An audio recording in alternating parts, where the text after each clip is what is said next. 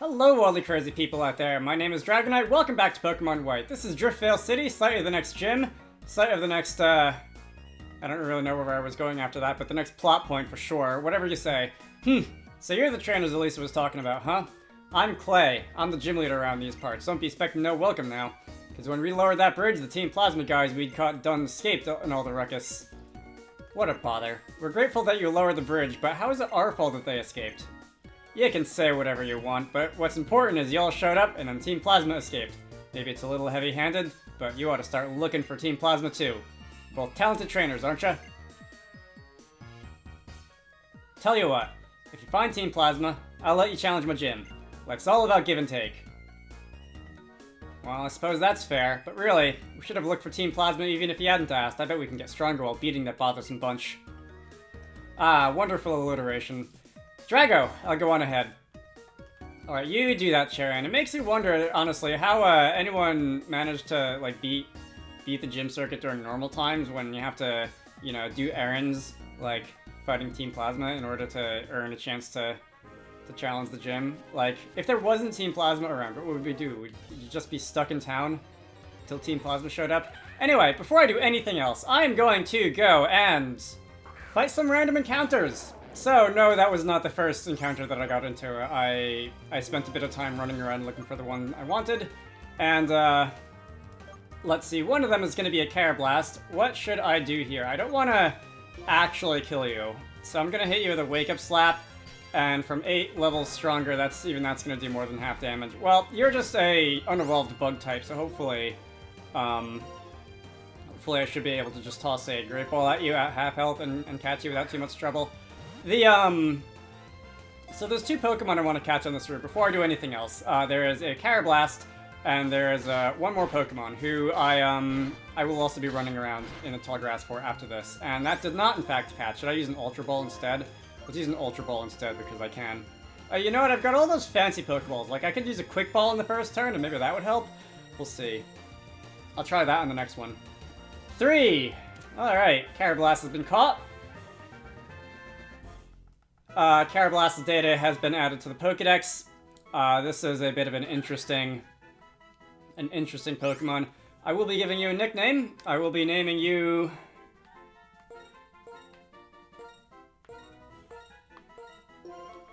after one of my friends, as I've been naming a bunch of my Pokemon as of this point. I could switch you out into the leadoff, but I think, yeah, I'd rather have someone else out front. Because I don't really want you to be getting into random encounters. You're not very fast, you probably won't be able to get away, and if you get hit by anything, you'll immediately telescope. I would have Gummy out in the leadoff, because Gummy's speed is faster.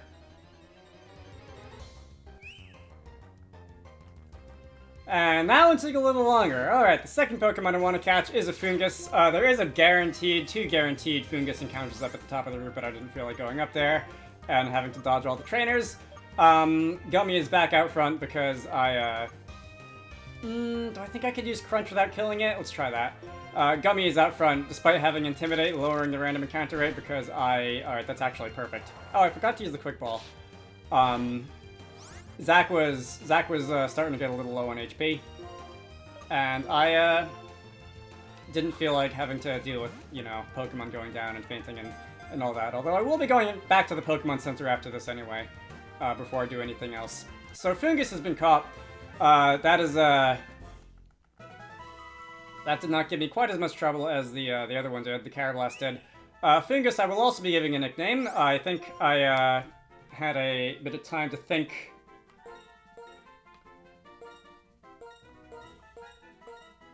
That is not how you spell Allison.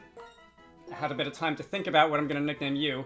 You're going to be Allison. Some of you who hang around the game maker parts of the internet may be familiar with that name as Allison James, the person who makes way too many fonts and also likes puns more than I think is good for her. Given that Fungus and also its evolved form Amoongus's name is a pun in several different dimensions, I thought that might be a little bit appropriate. And also, I didn't really explain Argo's nickname, but particularly thinking about Carablast's final form. There's a bit of an inside joke there, which I will not explain, but I think should he ever see this. He may or may not get a kick out of that. So, I have two choices. I can continue going out Route 6 this way, or I can go down this way and deal with Team Plasma. I guess I'll go down this way and deal with Team Plasma. Do I want to walk around town first and see if any NPCs, like, give me free stuff, because I like free stuff? I guess I'll do that. Let's see. Do you guys have any free stuff for me? Alright, yes, I have a Pokédex. You would like to see a Pokemon that has learned a move called Thief. I believe this person will give you a random request to see a move every day, and if you have a Pokemon with that move and you show it to her, she will give you, I think, a heart scale? I think it's a heart scale. Might be some other item. Let's see, up here, this is the, not the gym, but a random chapel. The old guy on Route 6 is searching for a legendary Pokemon. If you're interested, go talk to him. That sounds like a problem for future me. What's going on in here? Yeah, sure, why not? That's the optimistic answer.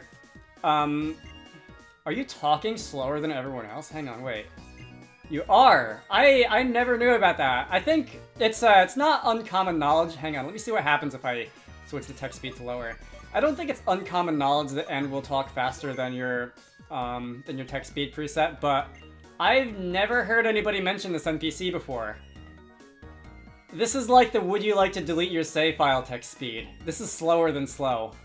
Of course, you can always speed that up again by hitting the A button while she continues, but that's interesting. I like that I've been playing this game for so long. Yeah, that's, she was definitely talking slower than that. I like that I've been playing this game for so long, for so many hundreds of hours, and I'm still finding new things about it. I'm sure there's other things that I don't know about this game, because it's, a lot of little details here and there, and, it's a little bit unreasonable to expect any one person to just casually know everything about it, but that's, it's pretty neat. Okay. I appreciate that. So what, this is the House of Philosophers or something?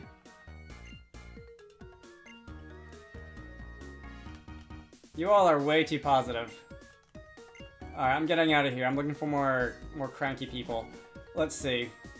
Let's turn the Douse machine back on now, and this isn't the biggest town. I don't think this town is quite as big as, for example, Nimbus or God forbid Castelia City, but it's still got a couple NPCs in it. Yeah, the Heartbreaker, we remember him from a little while ago. We'll be seeing him again.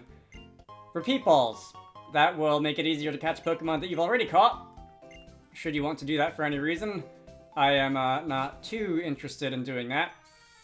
Let's see, there's an open market this way. I'm gonna go there after I go into all the houses. There's just a couple houses left. And Black 2 and White 2, Driftvale City's a little bit bigger. Let's see. TV programs, yeah, so in case the game having the little tutorial, little hint system about what abilities and whatnot do on TV wasn't enough, that NPC is hinting me to look at the hint system. Shell Bell, alright, not bad. That will give you a little bit of HP back for all the damage that you inflict. Not a terrible item for heavy hitters to have. What are you doing? Are you rating the happiness? Oh, you're trading? Wait, what? Okay, Basculin for Minccino. No, I do not have a Basculin, I do not have a Minccino. I don't actually remember which one you were asking for because I wasn't really reading what you had to say, but either way, I'm not interested. Minccino's not terrible. In Black and White 1, it's not the best. I believe it's got a hidden ability. You are going to teach combo moves, which is a special set of moves that starters can learn that work in a combination with each other. What was I saying? I don't remember. It probably wasn't important. Alright. If your items are taken away, don't worry, they'll be returned at the end of battle. Disposable items seem to disappear. Indeed. I believe that also applies to NPCs, unfortunately. I think in this generation, moves such as Thief were changed, such that if you steal a really good item off an NPC trainer, you won't get to keep it afterwards, which is a bit of a thing that you could do in previous games. You could, for example, farm rare items off Red on top of Mount Silver, that kind of thing. Alright, down there is Cold Storage. That's where the plot is going to continue. I'm gonna, before I go into Cold Storage, I have, not in this game though, before I go down there, I'm going to deal with this open market. And also this this lunatic. The Heartbreaker, Charles. Wanted to get the attention of a girl I like, so I learned a new style of Pokemon battling. Its name is the Triple Battle. Alright, so this is going to be our introduction to Triple Battles, I suppose. I don't think I've done any trainer battles in this, this video so far, so...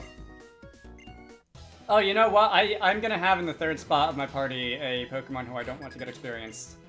Which is fine, I guess. Probably just let it go down or something. Triple Battles. I like these, I think more than most people do.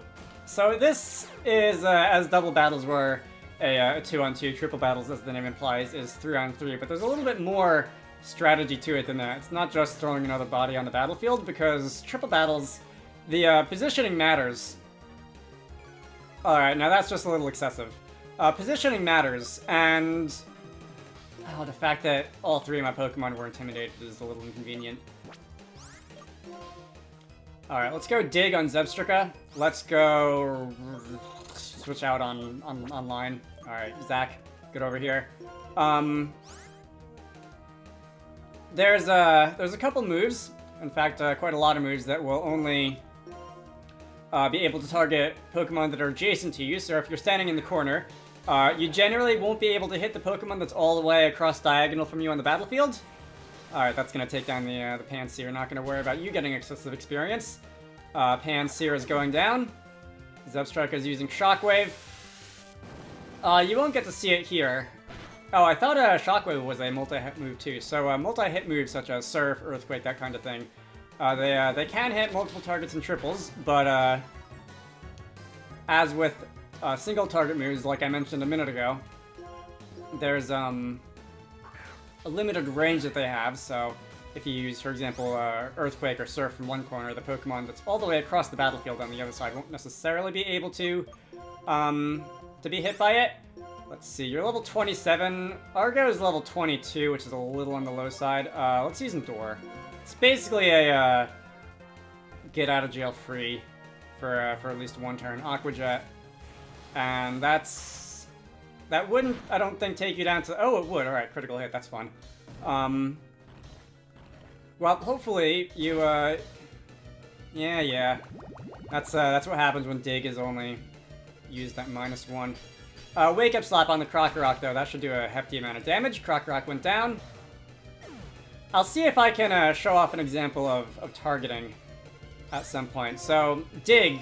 I cannot target Basculin without on all the way to the other side of the battlefield, which is a little annoying.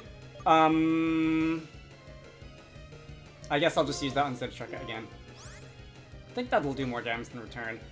Zach can go and use Wake Up Slap on Basculin. That should do a nice chunk. And Argo is going to switch out because you've already used one Endure. I don't want to take a chance on a second one. And I think Line is going to be coming in now. So Aqua Jet is going to be still super effective on Line, but Line's defenses are god tier high enough that it doesn't really matter. That's another Shockwave used on Zach. Gummy's going to burrow underground again.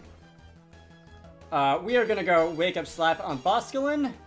And that was enough to take you down. I don't know if the critical hit mattered or not, but not going to complain. Alright, everyone's getting experience. Let's see, it doesn't really matter what I do now because Line can't hit Zebstrika with anything.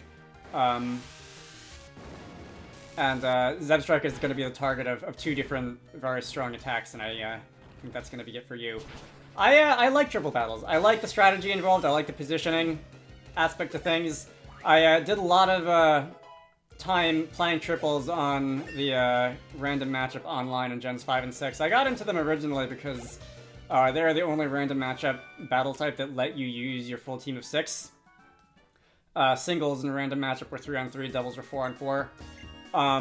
And I like being able to use my full team of 6 in triples. And I decided that I really like them. I'm going to go back and heal. I'm also going to actually add Allison to my party because I forgot to do that the last time I was in a Pokemon Center. Triples were retired in Gen 7, and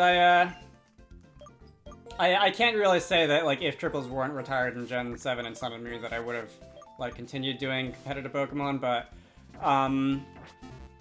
I might have been a little bit more motivated to jump on random matchup once in a while, if nothing else, because I think it's interesting. I like the layer of extra strategy that it adds. let's see, so this is the market. We can go and buy a bunch of items in here. So there's going to be Moo Moo Milk. This is one of the best healing items in the game. You can buy them in bulk. You can buy 1 at a time, or you can buy 12 at a time. I'm going to buy more than I really probably should be spending money on at this point. Let's see, Moo Moo Milk. How much can I afford? 1 bottle for 500. That's going to be 6,000 for a dozen, I think.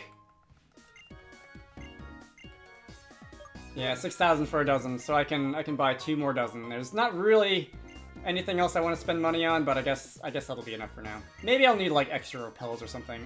Charles, bought everything you had. Alright, I believe you are the incense vendor. Charles is trying a little too hard there. You might want to take a hint that that one girl isn't super interested in him right now. But you come back in the post-game, she will sell you incense.